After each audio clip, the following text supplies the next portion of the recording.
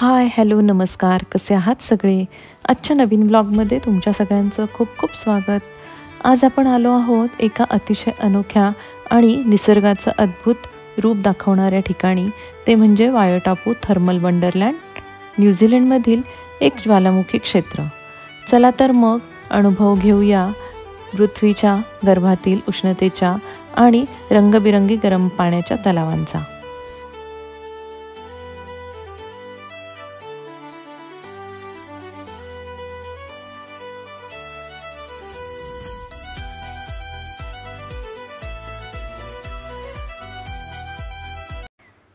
वायोटापू हा माओरी भाषेतील शब्द आहे, ज्याचा अर्थ होतो पवित्र पाणी.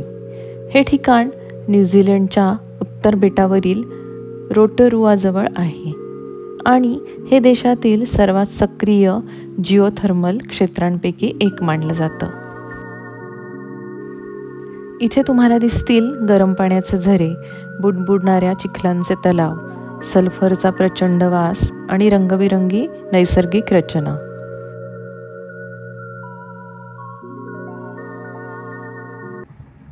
हे आहेत मडपूल. तुम्हाला पण इथे आवाज येतोय का? हे आहेत चिखलाचे तलाव आणि अगदी जणू पृथ्वी स्वतः काहीतरी सांगतेय असं वाटतं. इथलं तापमान काही ठिकाणी 100 सेल्सिअसपेक्षा जास्त असतं.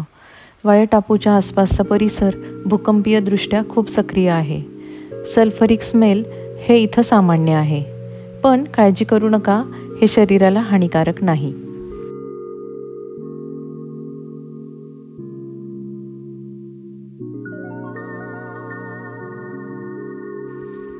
आता आपण पाहतोय आर्टिस्ट पॅलेट.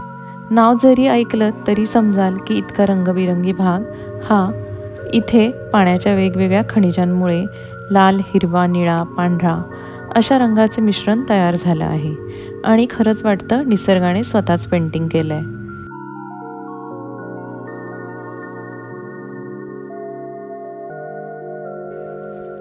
हिरवा सल्फर, लाल लोह आणि पांढरा सिलिका असे हे वेगवेगळे कलर तयार झाले. त्याच्यामुळे ते आर्टिस्ट पॅलेट असं सुंदर चित्र दिसतं. हे फक्त गरम पाण्याचे झरे नाहीत, हे निसर्गाच्या उष्णतेचे अद्वितीय प्रदर्शन आहे. जणू पृथ्वी स्वतः तुमच्याशी संवाद साधतीये. गरम वाफ, रंगबिरंगी खनिज आणि स्फोट होणारे गिझर्स. पुढे आपण बघायला जाणार आहोत शॅम्पेन पूल. 800 वर्षापासून तयार झालेला हा तलाव सुमारे 70 डिग्री सेल्सिअस आणि यामध्ये सल्फर, अर्सेनिक सल्फाईड यासारखे खनिजे आहेत. त्यामुळे नारंगी आणि हिरवट रंग दिसतो. पाण्यातील बुडबुडे CO2मुळे तयार होतात, म्हणून याला शॅम्पेन पूल म्हणतात. आता आपण येऊन पोचलो आहोत शॅम्पेन पूलजवळ. हे इथलं सर्वात प्रसिद्ध आकर्षण आहे. जवळजवळ 70 सेल्सिअस गरम असलेलं हे पाण्याचा तलाव त्याच्या फसफसणाऱ्या बुडबुड्यांमुळे शॅम्पेन पूल म्हणून ओळखलं जातं. याच्या काठांवर तुम्हाला ऑरेंज आणि हिरव्या रंगाचे खनिज साठे दिसतात. ही म्हणजे निसर्गाची केलेली केमिस्ट्रीच, म्हणजे जणू काही निसर्गाची प्रयोगशाळाच.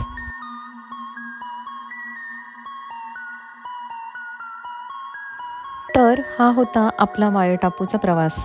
निसर्गाचं हे अद्भुत रूप बघून खरंच मन भरून येतं.